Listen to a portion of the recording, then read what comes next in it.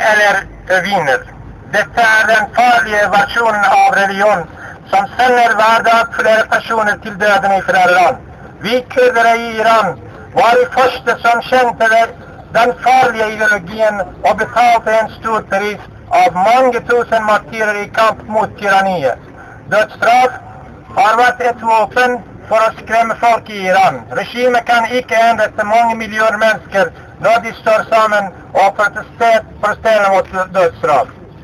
Jeg ser noe som ikke kunne ses før, og det er at en stor union av politiske partier som var splittet i mange år.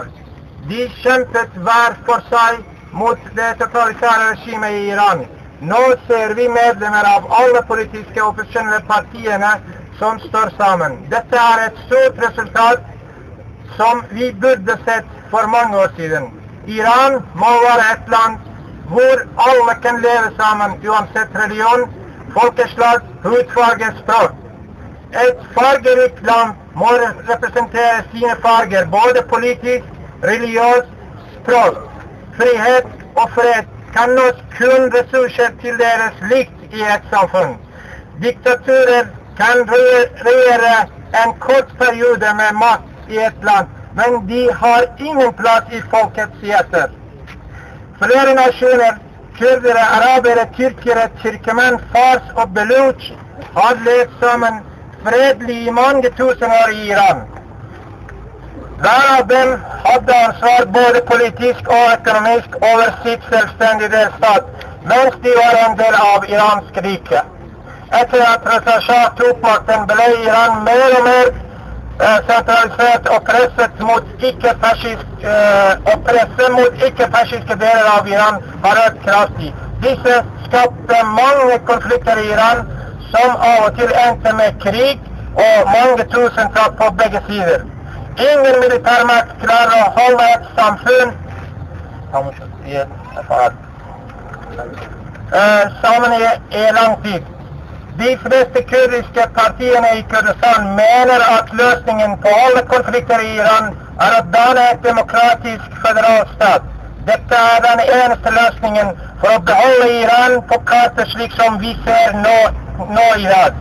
Til tross for at noen mener at føderalisme er starten på splittelse, mener vi at føderalisme er den eneste veien å kunne leve sammen i en fargerik stat som Iran. Takk. Tusen takk. Vi holder oss til Kurdistan. Behzad Bozbard, journalist, skal snakke om politiske fanger i Kurdistan.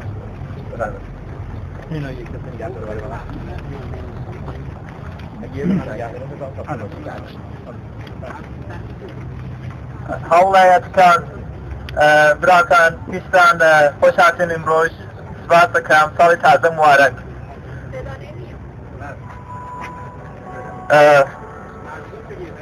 باشه عرض شود که همه دوستان خوش آمدین. امروز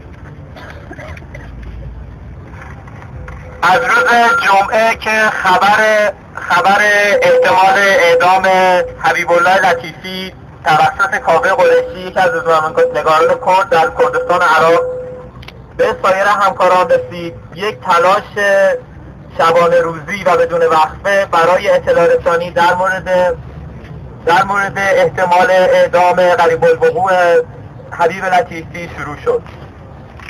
ما خوشبختانه تونستیم به رغم اینکه تعطیلات کریسمس شروع شده و تعطیلات سال نو داشت شروع میشد، با تمام رسانه‌های معتبر جهان ارتباط برقرار کنیم. اخبار در CNN منتشر شد، در روزنامه گاردین منتشر شد و همینطور روزنامه‌نگاران فارس و کرد در میدیای فارسی این اخبار رو کار کردن. در طی تماسی که ما داشتیم با وکیل‌ها، با خانواده حبیب لطیفی، متوجه شدیم که فشارهای بین‌المللی، صحبتی که رئیس جمهور عراق کرده و همینطور واکنشی که مردم سرندج نشون دادن، تجمعی که مردم سرندج نشون دادن، اجرای اعدام را فعلا برای مدتی متوقف